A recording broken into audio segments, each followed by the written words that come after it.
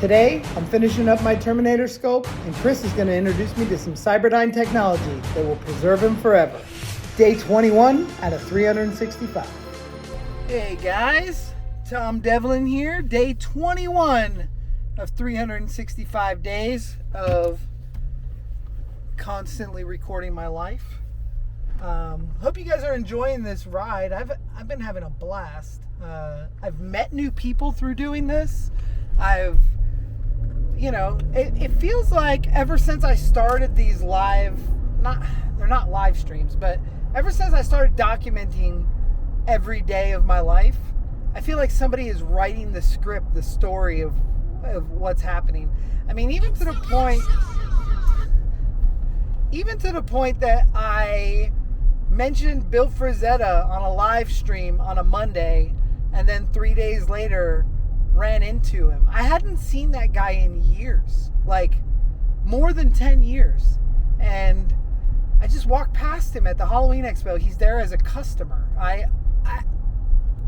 don't know who's writing this, but I feel like my life is being written, and the little hints are being put in front of me. And I always loved this one movie I saw called Jeff in Real Life, and Jason Segel stars in it. And it's this real trippy movie about a guy who just wakes up and decides to follow the signs. And he's just going to go where the universe tells him. When he sees a sign, he's going to listen. And I try to live my life like that all the time. But I feel like since I've been rolling a camera, it is just so crazy that it's so crazy how things are put in front of me and people. Roger and Annette showing up on like day 3 or something with that gas mask for the haunted house that's coming up, and then they've returned and they brought some police gear for me, and we just started talking a lot off camera and getting to know them. It ends up they're next door neighbors to some very good friends of mine, Jason and Amber, and I had actually heard about these guys before, not knowing it was them. And it's just so cool kind of how the universe is placing some really good people around me while I'm taking this journey, so I'm glad you guys are along for the ride. I'm gonna get today. It's a cloudy Wednesday morning here in Nevada, and I'm gonna go hit the Goodwill, get my day going, and then I think today I'm going to try to finish. I've been sculpting the Terminator T-800 on the live streams, but today I'm going to jump ahead and without Mike, and I'm just going to finish up that sculpture. And me and Chris are going to work on scanning it with a digital scanner. I've always been interested in the idea of scanning the sculpture and being able to not destroy the clay. When you make a mold, it destroys the clay, and you have that mold forever technically. But if that mold breaks, then you don't have that mold, or if the mold doesn't turn out good.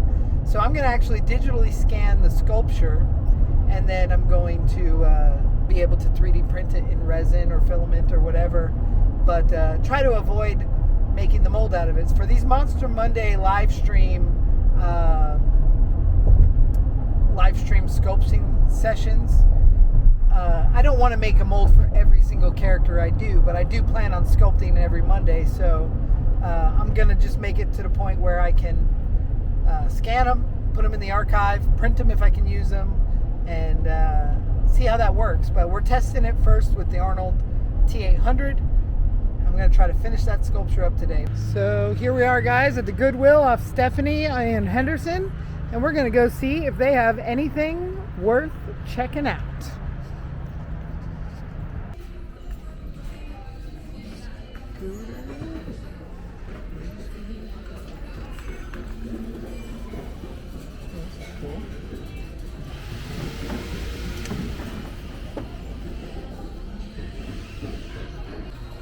Here's a couple hard hats. I can use those for the My Bloody Valentine haunt, probably.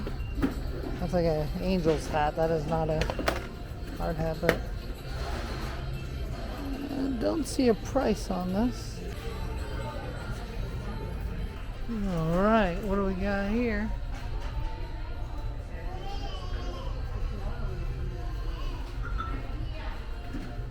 Today, we have not one, not two, but three movies I worked on. Actually, only two movies, but 3 discs. So, first one being Lords of Dogtown. A lot of people don't know that I had anything to do with this film. At the very end of the movie, there's a scar on Sid's head. He has brain surgery. He had like a scar that goes like this around his ear, and I helped a guy named Dave Snyder, who was doing the effects on the movie and the makeup on the movie.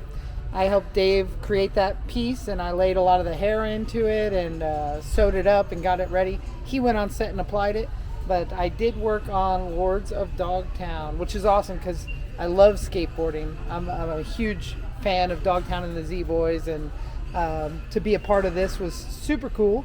And yeah, they were at the Dog Bowl, and Sid had the big cut on his head, and I helped make that. So, Lords of Dogtown. This is the Blockbuster. You can see it still has the Blockbuster sticker on there. The other film that I was involved with that is here is Tears from the Sun. This is a Bruce Willis movie.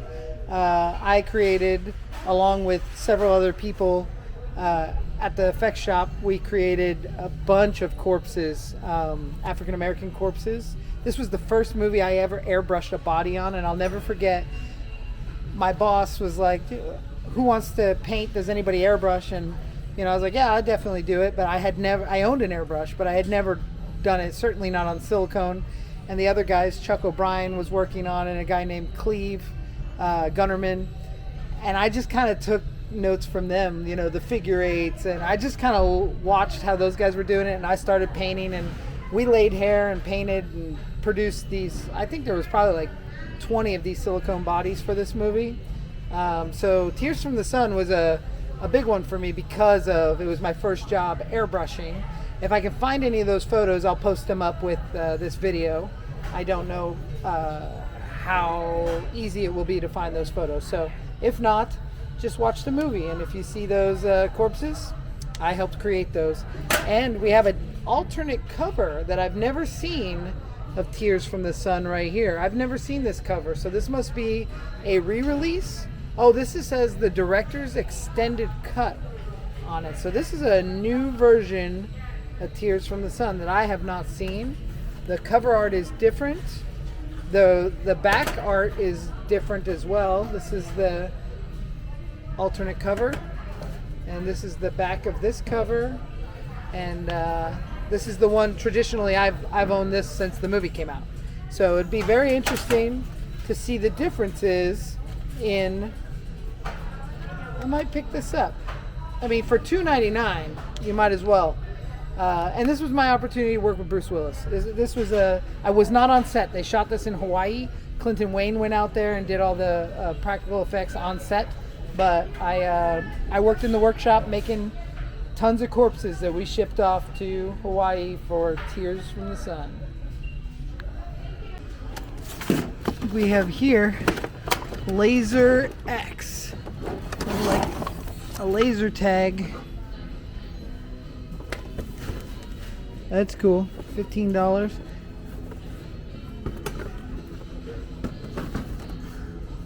Looks like here's some Laser X out of the package. That's cool.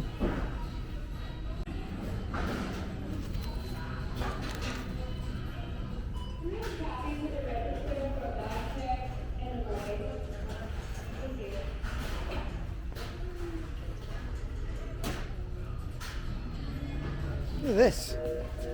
Big old suspension spring for something. $69. That's worth something. I don't know what that's for. Alright guys, that's going to do it for me. I'm just going to get this copy of Tears from the Sun with the alternative cover, and I will see you guys when I get back to the shop. So I am going to finish up this Terminator sculpture, and me and Chris are going to go ahead and try to scan it. This will be a first time doing a full head for us. So I'm just going to get going on this sculpt, and and wrap it up.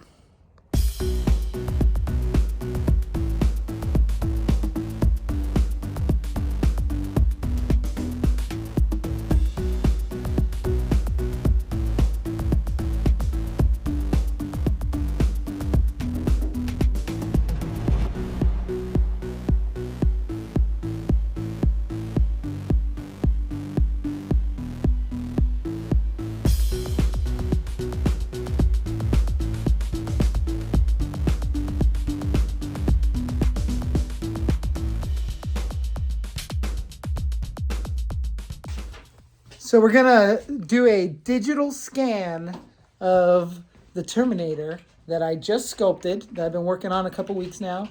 And all in all, I probably have about 5 hours into the sculpture. But what we are going to do is use this awesome contraption. Chris has this supercomputer that he built, and we are going to scan it digitally with a digital scanner, and that will be make it so we can use it for 3D printing, but also just the ability to archive the sculpture to revisit it another time without ever having to make a mold of this guy. Stepping into the future. We've been working towards this for a while. Like my first attempt with this scanner was when we did Slaughterhouse on the Hill. I wanted to scan Waleed's character, but I didn't quite know how to work it. And now we will figure it out. So let's go. Look at this. Look at this fancy stuff. We have an adequate mouse pad of a Terminator reference art. Look at this cool keyboard. So he's got the purple and green. This is totally Monster Museum. Absolutely.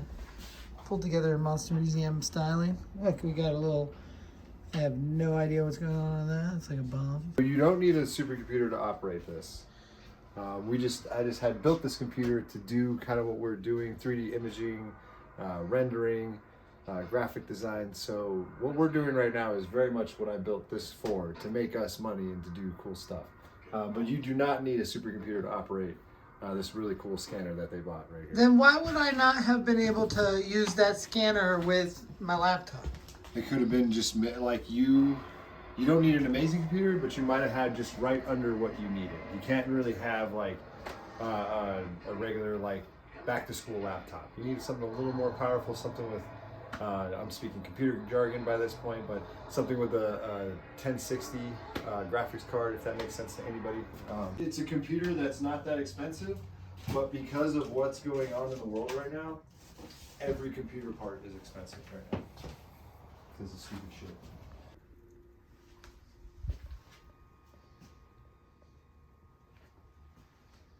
So right now we're just calibrating it so that we get the best possible scan that we can. Terminator 1. Confirm. It's T2. Fuck you. File purposes. Okay, there we are. There's our preview of our guy. Oh, look at this. Right there, baby. That's our dude. We're gonna start scanning it, but this is just a preview for us so that we can see the lighting. If you look on the far left, on this camera window here, we're just looking for any red spots, anything that looks super red, like when I do that. Yeah. But that's not gonna be our distance, but we can adjust the lighting to make that stop doing that. It looks like Terminator with that glowing eye. Yeah, it does. That's cool. So we'll do our lighting a little bit so we can get closer and get that detail. So that's kind of what we're looking for here. Just kind of adjusting. Oh, look at that. That was setting us up right now. And this is just Chris is right here with the light on the rig. Just doing some scanning. Okay, so I think we're all set up. And we'll start going. So let's see. Okay, right up there. Okay. That's cool how you can kind of see the strobe of it. Yeah, that little flash. Okay, I'm gonna start scanning now. So the green is what you're capturing. Yeah, it'll start writing itself, and you're gonna see a gray model right there. Oh, it's coming together. Start building itself. How cool is that? Anything we miss, we'll just go back over. We scan it again, and here's the guy. He's getting built.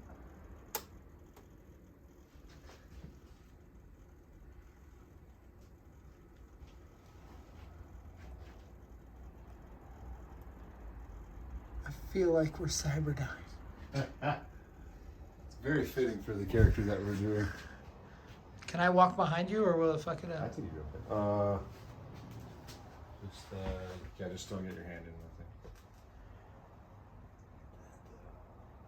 So this is actually working really well. I tried this before, but I'm really not tech savvy, and I failed kind of. We didn't have something was off with our equipment, but we certainly didn't get all of this progress that I'm seeing happen in real time here. This is really cool.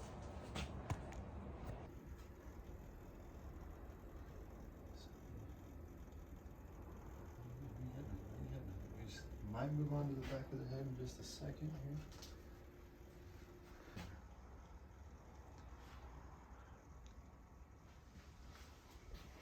Now we're. Look at that. So cool. Doesn't work unless you make a scanning this one.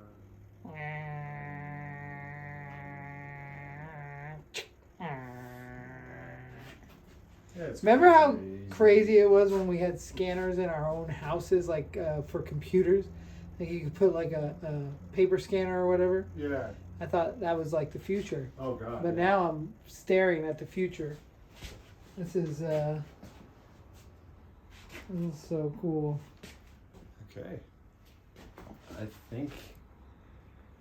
I don't know. Oh my God. Is there a way to tell if it's 100%, or does it? You just look at that image and make sure that everything's captured. Yes. Look on here. We're going to take a look at our image and see if we have everything we need. And from looking at it, maybe a little right here on the What's that little mechanism. floater right there? That but This guy will get this off in the next that's step. my fingers. Yeah, probably. Yeah, that is. Yeah, you can see the skin right there. But yeah, we'll get that off in the next step. And is this instantaneously an STL file, or you have to convert something? Within the step after, it will become an STL file, just like that. And it'll be able to be 3D printed pretty much in the next, 20 minutes. We can Oh, start that's printing crazy. this, which is nuts. There he is. And what's crazy is this looks like this to us, but when you zoom in, the way the computer's reading it, these are all tiny. Oh, look at little those weird dots. lines. Those are weird little dots that's making all of this data. So when you zoom out, we're seeing all of the dots combined together. I most definitely will not trash this sculpture before I know that this works, but Yes.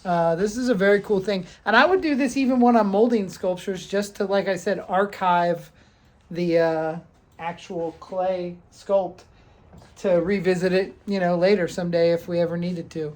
So but- we're going to go in one more time. All this mechanism work that you did. So we're going to Yeah, we're a make sure little we get soft that. right there. We're also going to look right here because I can see. Maybe I didn't quite know what's going on right here. So we're going to make sure we got that. And that's us double looking on the scope. See.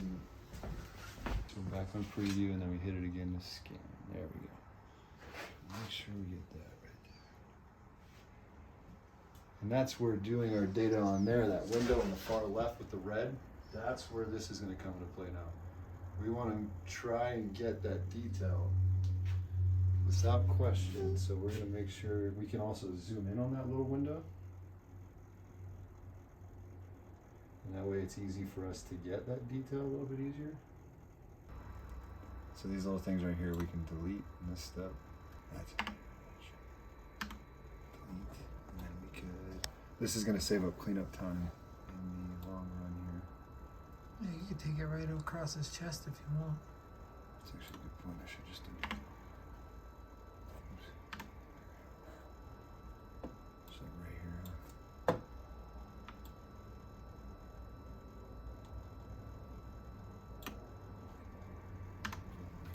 Somewhere else too. Cool. All right, so we're gonna go next. So here is our. Look how he looks burnt. Yeah, it does. Here's our data. We're looking at him. It looks like an old latex pour. We missed a little bit right here, but this will autofill. All right, this is our button right here, mesh model. So we're gonna mesh this. We're gonna turn this into a solid because it's still a bunch of point clouds. So, okay, What we're going to do is something called a watertight model. That's going to seal up all the holes there. We're going to make it high quality. And we're going to go ahead and preview. Oh, look, you can see all the pore texture. No kidding. Look at that. All the wrinkles. I mean, that's pretty spot on to my sculpture. I don't see anything that I would say it didn't create itself, you know? I mean, it doesn't look like I didn't hand do that. No. That's crazy. My hair was all just super fast because it's going to have hair that lays on there. Look at that, though. Oh. That's nuts. Well, guys, we're going to finish this up, but this seems to be working, and it's extra quick compared to our last attempt. So I think we got it, and I will see you guys tomorrow.